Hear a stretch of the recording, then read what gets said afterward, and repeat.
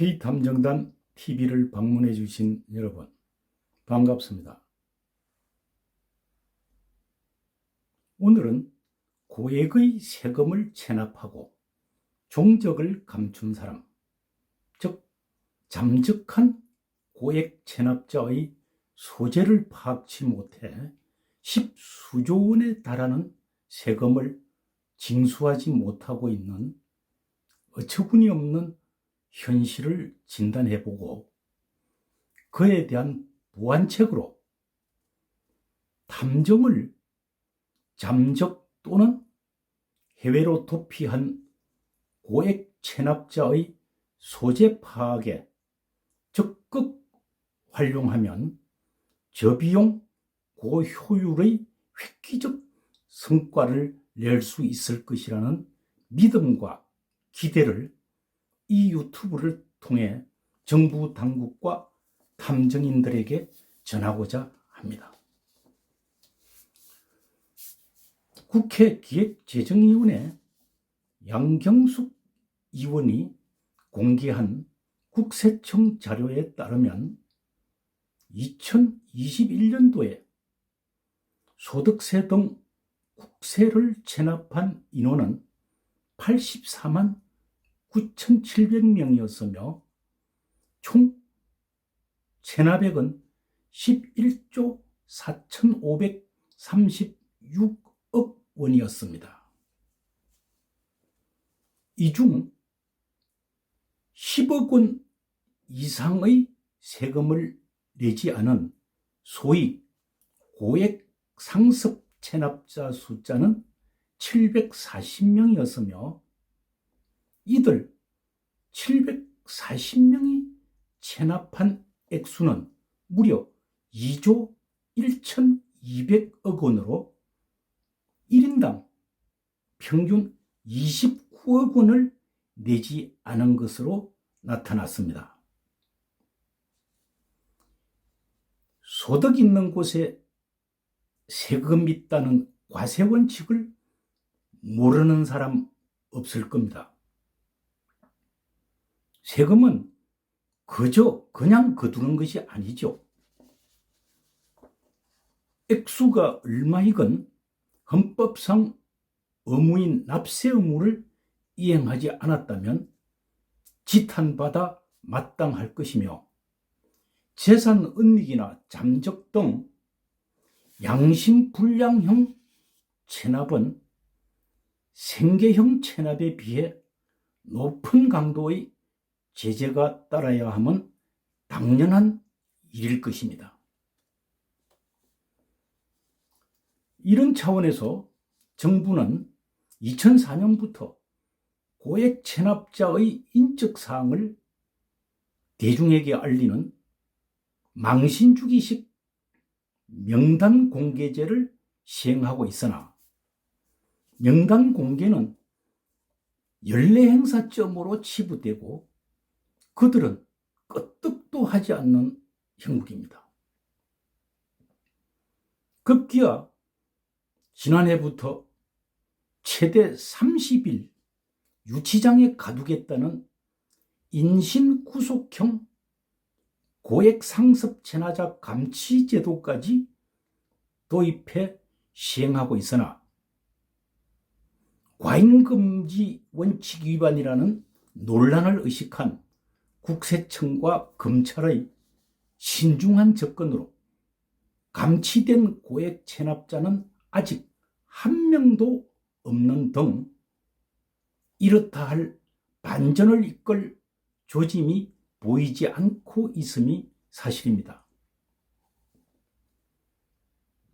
국세청은 올해도 국세징수법에 따라 고액 체납자의 이름은 물론 나이, 직업, 주소까지 홈페이지에 공개하고 현장 수색 등 고강도 조사에 나서고 있으나 꼭꼭 숨어버린 그들과 이리저리 은닉한 재산을 찾는데 인력과 기술 면에서 한계를 드러내고 있음은 부정할 수 없습니다.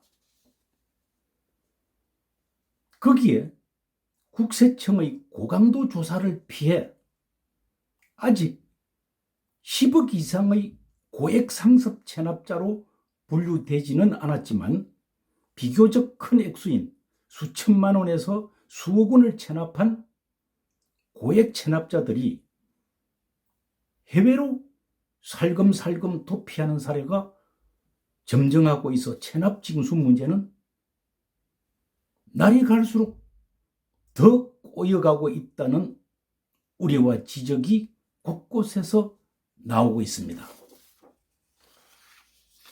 지금까지 확인된 해외 도피 고액 체납자는 모두 2,508명이며 이 중 올해 징수에 성공한 건수는 3명에 불과하다니 정말 말이 아닙니다.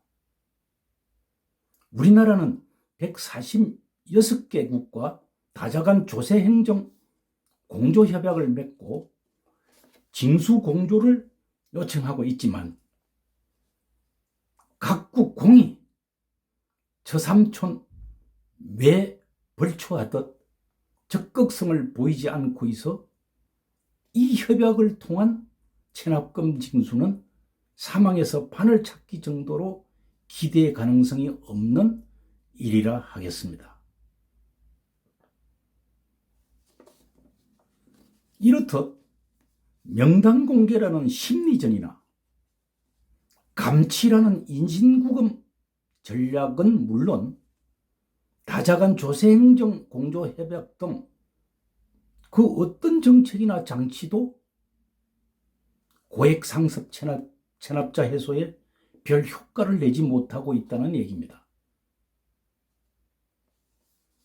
고액 상습 체납자나 고액 체납자가 재산을 은닉하거나 잠적하는 그 자체도 매우 심각한 일이지만 그보다 정부가 이를 제압할 실효적인 대안을 찾지 못하고 있다는 데 더 큰 안타까움과 답답함을 금할 수 없다 하겠습니다.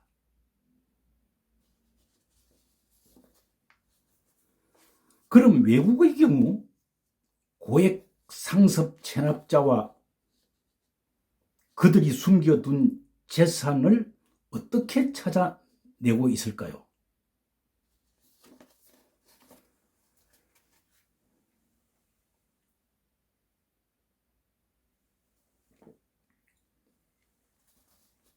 미국, 일본, 영국, 호주 등 대개의 선진국에서는 고액 상습 체납자의 소재나 재산 은닉처를 알아내는 일 대부분을 탐정과 도급 형태의 탐지 계약을 통해 엄밀히 알아내고 있습니다.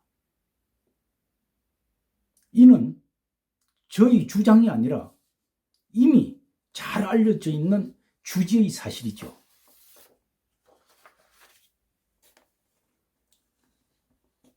이러한 실용주의 발상이 징수행정에 접목된 배경은 어디에 있을까요?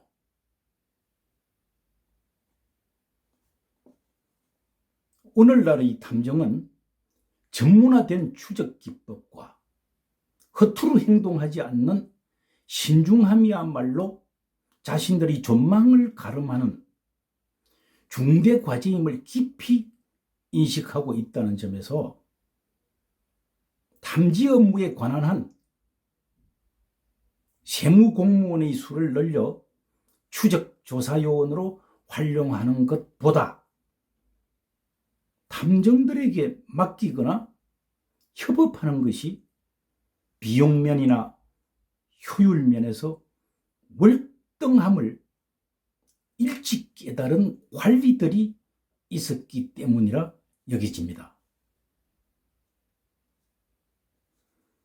국민일보 보도에 따르면 우리나라 예금보험공사도 2007년부터 2015년까지 해외에서 현지 탐정을 고용해 한화로 약 289억 원의 은닉 자산을 찾아냈다고 합니다. 이 중 바로 회수된 금액은 발견된 자산의 23%에 해당하는 약 161억 원이었으며 탐정에게 지급된 고용수수료는 회수 금액 대비 0.5% 수준인 약 8,900만 원에 불과했습니다. 2억 만리에서 8,900만 원으로 161억 원을 번 셈이라 할까요? 이 얼마나 수지 맞는 성과입니까? 이 시기에 우리나라에서는 경찰과 변호사가 있는데 탐정이 또 왜 필요하냐 하는 좀 창피스러운 논쟁이 일고 있었죠.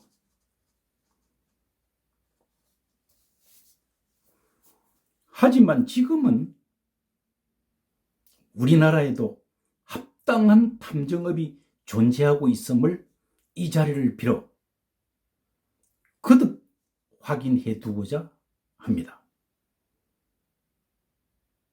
개별법과 타인의 권익을 침해하지 않는 탐정 업무는 당장이라도 불가능하지 않다는 2018년 헌법재판소의 판시와 2020년 신용정보의 이용 및 보호에 관한 법률 개정으로 신용정보 회사 등이 아닌 일반인은 탐정 호칭 사용이 가능해진 것이 그 결정적 근거라 하겠습니다. 이를 두고 우리는 탐정업 비범죄화라 말하며, 비범죄화라는 말은 일반적으로 금지의 해제 또는 합법화로 설명되기도 하죠. 일부에서 말하는 탐정업 법제화라는 말은 이미 합법화된 지금의 탐정업을 규율할 관리법을 만들자는 것으로 탐정업 지구파에서 선택일 뿐 필수가 아니라 하겠습니다.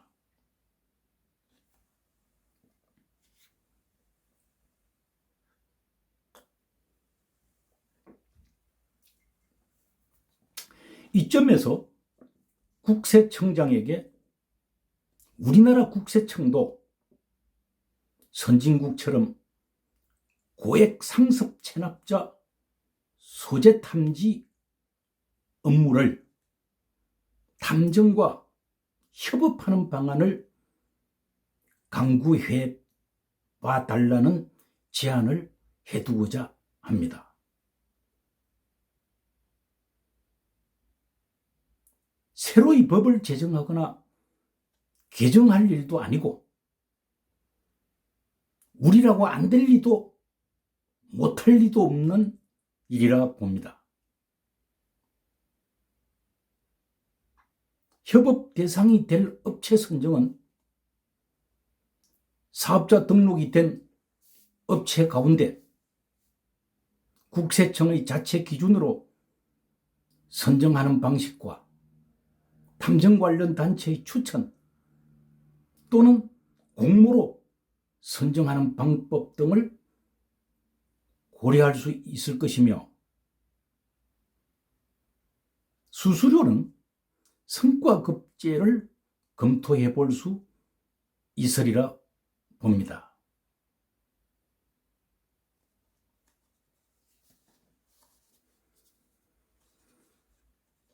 아울러 50여 개로 난립된 탐정단체의 자성과 분발을 촉구합니다. 국세청장과 국세청 직원들이 지금 우리나라에 합법적인 탐정이 존재하고 있는지에 얼마나 알고 있을까요?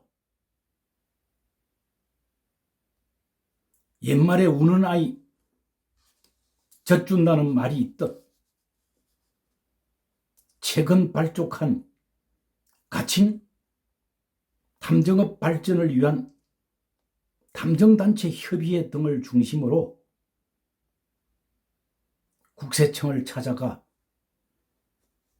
우리의 주된 활동이 탐지 업무이며 이는 고액 상습 체납자 소재 파악 업무에 바로 적용될 수 있다는 프로토콜을 진정성 있게 알리는 일이 긴요하다고 봅니다.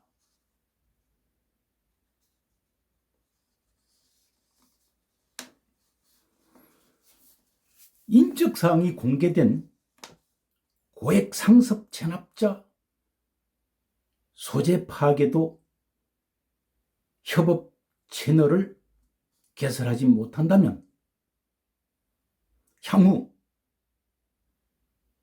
국가기관과의 공조 업무는 더 이상 기대하기가 어려우리라 여겨집니다.